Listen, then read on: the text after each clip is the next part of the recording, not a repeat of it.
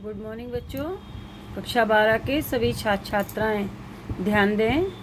मैं आपकी विषय अध्यापिका श्रीमती मंजू गुप्ता आपको आपके हिंदी की पुस्तक का गद्य के भाग का तीसरा पाठ भाषा और आधुनिकता पढ़ा रही थी, जिसके राइटर प्रोफेसर जी सुंदर रेड्डी हैं।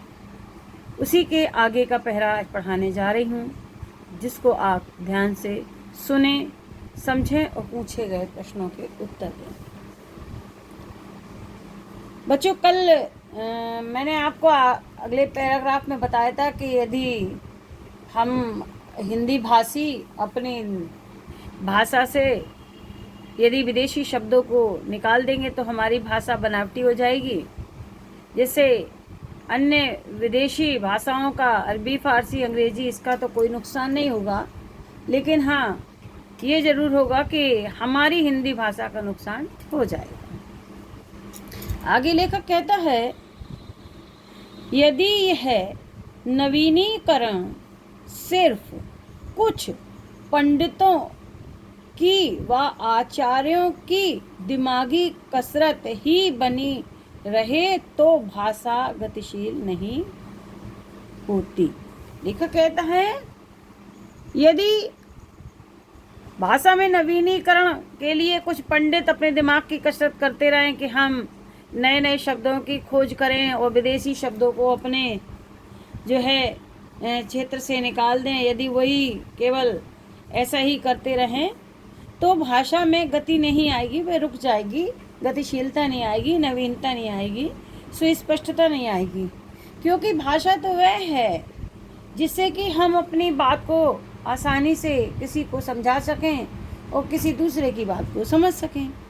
भाषा का सीधा संबंध प्रयोग से है और जनता से है कि हम उसका कैसे प्रयोग करें, शुद्धता से, और जनता से है कि वो जनता की समझ में आए या ना आए, जनता उसको समझती है कि नहीं, जनता की समझ में आ जाए। इसलिए भाषा का संबंध प्रयोग और जनता से है।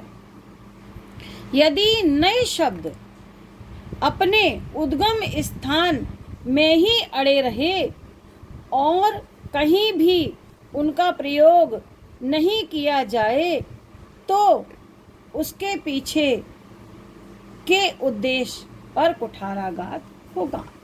लेखक कहता है कि यदि नवीन शब्दों का प्रयोग न किया जाए, यदि नए शब्द अपने उद्गम स्थान पर, अपने उत्पत्ति स्थान पर ही अड़े रहे और उनका प्रयोग कहीं नहीं किया जाए तो उसके पीछे जो उद्देश्य है उस पर कुठाराघात होगा। कुठाराघात मतलब उसके उद्देश्यों पर हानि होगी।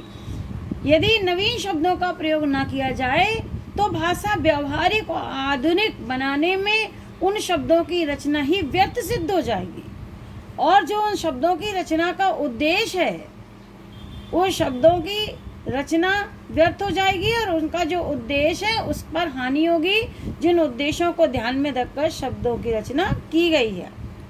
ठीक है, तो कुठाराघात का क्या हुआ कि उद्देश्य से छुपे, उसके पीछे छुपे हुए उद्देश्यों पर हानि पहुंचाना।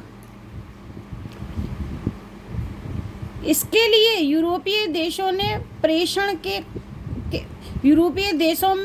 के कई माध्यम हैं। लेखक कहता है कि इसके लिए यूरोपीय देशों में, एशियाई देशों में नहीं, यूरोपीय देशों में प्रेषण माने प्रस्तुतिकरण के, प्रेषित करने के, प्रस्तुत करने के, ठीक है, दूसरों पर को अपनी बात पहुंचाने के दो आशय हैं। एक तो दृश्य और श्रव्य विधान, सुनना और देखना, ठीक है, जैसे नाटक आदि, वैज्ञानिक कथा साहित्य और वैज्ञानिक कथा साहित्य, ठीक है। हमारी भारतीय भाषाओं में वैज्ञानिक कथा साहित्य प्रायः न के बराबर है। दृश्य और श्रव्य विधान तो है, लेकिन हमारी भारतीय भाषाओं में वैज्ञानिक कथा साहित्य का प्रायः नहीं के बराबर है, अभाव है। किसी भी नए विधान की सफलता अंततः जनता की सम्मति व असम्मति के आधार पर निर्भर करती है और जनता में इस चेतना को उजागर करने का उद्देश्य शिक्षित समुदाय एवं सरकार का होना चाहिए। बच्चों अंडरलाइन है, इसकी आपको व्याख्या करनी है। लेखक कहता है कि किसी भी नए विधान की सफलता अंततः जनता की सहमति और असहमति पर निर्भर करती है और जनता में इस चेतना को उजागर करने का दायित्व किसका है? शिक्षित समुदाय एवं सरकार का होना चाहिए।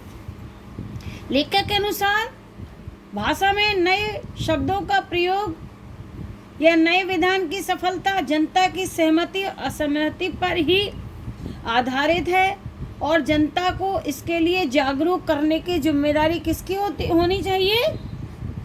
इसका उत्तरदायित्व कौन लेगा? शिक्षित समुदाय, पढ़ा लिखा समुदाय और सरकार की भी इसकी जिम्मेदारी होनी चाहिए। सरकार भी इसकी जिम्मेदारी ले, उसकी भी जिम्मेदारी होनी चाहिए। भाषा में आधुनिकता लाने के लिए व्यावहारिक भाषा के स्वरूप को मानकीकरण करने के साथ साथ लिपि संबंधी सुधार भी आवश्यक है। लेखक कहता है भाषा में आधुनिकता लाने के लिए व्यावहारिक भाषा केवल किताबी नहीं, व्यावहारिक भाषा के फलस्वरूप मानकीकरण, उसका मानक निश्चित करने के साथ साथ लिपि संबंधी, उसमें जो लिखने में जो दोष आ गए हैं उस दोषों को सुधार करने की भी आवश्यकता है। उससे भी हमें साहित्यिक दायरे में रहते हुए उस भाषा में सुधार करना होगा, ये भी आवश्यक है। भाषा के प्रयोग और उपयोग के साथ इन समस्याओं का समाधान जुड़ा है। भाषा का प्रयोग और उपयोग के साथ ही इन समस्याओं का समाधान भी जुड़ा है, क्योंकि जो समस्याएं आएंगी जब हमें उसमें त्रुटि लगेगी तो हम उसमें सुधार करेंगे तो इस समस्याओं का समाधान भी हो जाएगा। बच्चों ये पैरा यहीं पर समाप्त हुआ। आगे कल पढ़ाएंगे। कुछ क्वेश्चन है जिसे आपको करना है। पहला क्वेश्चन है गद्यांश के पाठ व लेखक का नाम लिखिए, ऊपर लिखा हुआ है। दूसरा है रेखांकित अंश की व्याख्या कीजिए, मैंने आपको समझा दिया था, फिर से सुन लें। लेखक कहता है कि भाषा में नए शब्दों का प्रयोग एवं विधान की सफलता जनता की सहमति और असहमति पर ही अवलंबित है, टिकी हुई है और जनता को जागरूक करने के लिए जिम्मेदारी शिक्षित समुदाय की है और सरकार की भी है। तीसरा है भाषा का संबंध किससे है? भाषा का संबंध सीधा संबंध भाषा का किससे है? भाषा का सीधा संबंध प्रयोग से है और जनता से है। यूरोपीय देशों में शब्द प्रेषण के माध्यम कौन कौन से हैं? बताया था आपको, दृश्य शब्द और वैज्ञानिक कथा साहित्य। कुठाराघात का अर्थ क्या है? मैंने आपको बता दिया था कुठाराघात का अर्थ क्या। कुठाराघात का आशय है कि यदि नवीन शब्दों का प्रयोग न किया जाए तो भाषा को व्यावहारिक और आधुनिक बनाने में नए शब्दों की रचना व्यर्थ हो जाएगी और वे उन उद्देश्यों की दृष्टि से अत्यधिक हानिप्रद सिद्ध होगा जिन उद्देश्यों को लेकर शब्दों की रचना की गई है। इस प्रकार कुठाराघात से आशय अत्यधिक हानि से है। लास्ट क्वेश्चन है नए शब्दों के प्रयोग न किए जाने का क्या परिणाम होता है? नए शब्दों के प्रयोग न किए जाने पर क्या परिणाम होगा? उत्तर है नए शब्दों का प्रयोग न किया जाए तो इसका परिणाम होगा कि भाषा को व्यावहारिक बनाना और उसे आधुनिक बनाना संभव नहीं होगा। बच्चों मैंने आपको क्वेश्चन की हिंट्स दे दी, आप पढ़ेंगे तो आपको मिल जाएगा। अब आगे का मैं कल पढ़ाऊंगी। Thank you.